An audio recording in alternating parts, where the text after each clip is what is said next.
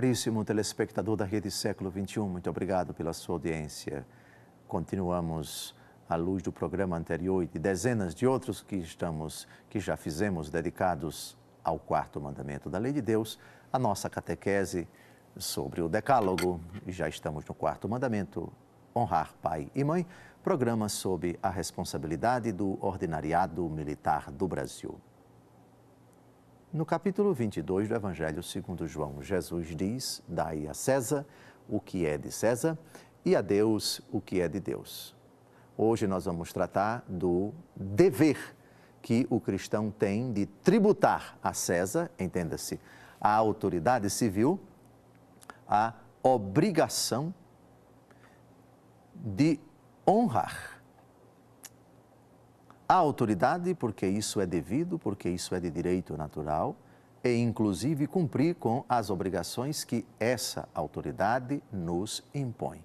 E isso diz respeito também a um assunto um pouco delicado, sobretudo no Brasil dos tempos atuais, onde a carga tributária é uma das maiores do mundo, a questão do imposto. Além do imposto, falemos também da honra que é devida, do respeito que é devido à autoridade que recebeu de Deus o poder de impor taxas.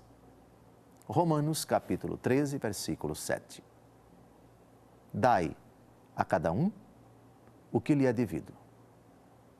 O imposto, a quem se deve o imposto. A taxa, a quem se deve a taxa. O respeito, a quem se deve o respeito. A honra, a quem se deve a honra. No programa anterior eu já fazia aquela distinção que é imperiosa de a realidade enquanto tal é uma coisa e a sua aplicação, como essa realidade se articula, se estrutura, isso é uma outra discussão. Pode-se, sem dúvida alguma, questionar e desejar e reivindicar que haja menos taxas, mas não se pode abolir as taxas. O papel da taxa é recolher aquelas condições que são importantes para aplicar aquilo que se recolheu em favor do bem comum. O que se diz das taxas, se diz também dos impostos.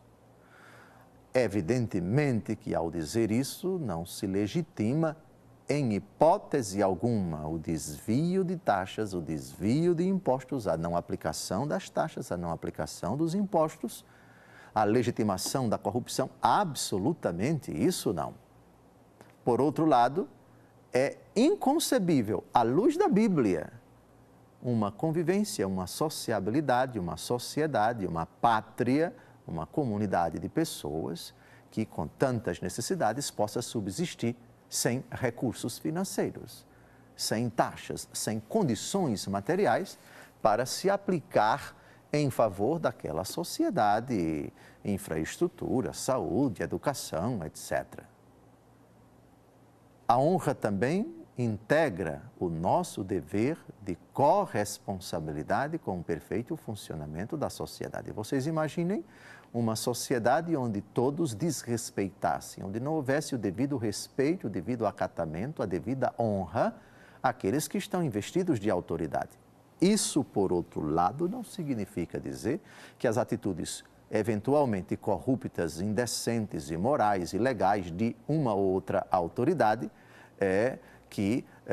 nós devamos misturar as coisas, pois uma coisa é a atitude indigna, outra coisa é a autoridade em si. Não se honra a corrupção, não se honra o pecado, não se honra a ilegalidade, não se honra a imoralidade, mas a autoridade enquanto tal. Ela, por outro lado, está submetida também às regras, às leis, aos princípios, às normas que regulam a sociedade. E antes, as normas divinas, a lei divina, a vontade divina, a autoridade divina.